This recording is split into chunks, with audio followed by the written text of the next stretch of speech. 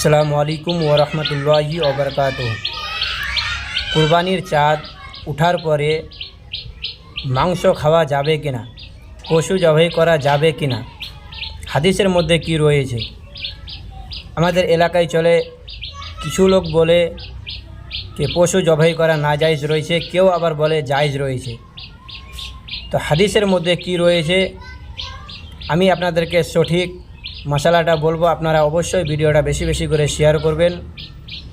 হাদিসের মধ্যে রয়েছে যে পশু জবাই করা চাঁদ উঠা থেকে নিয়ে 10 তারিখ পর্যন্ত আপনি গরু বা ছাগল মুরগি আপনি জবাই করতে পারবেন, খেতেও পারবেন। হাদিসের মধ্যে এগুলো সব জায়েজ রয়েছে। তো অবশ্যই আপনারা ভিডিওটা বেশি করে শেয়ার করবেন, অন্য লোককে দেখার সুযোগ করে দিবেন। যারা বলছে যে জায়েজ নাই তাদেরকেও দেখার সুযোগ করে দিবেন, যেন ওরাও হাদিসের উপরে আমল করে। আর যদি হাদিসের খেলাফ যদি আপনি বলেন যে না জায়েজ আছে, তাহলে গুনহগার হবেন আপনি, আপনার গুনাহ হবে।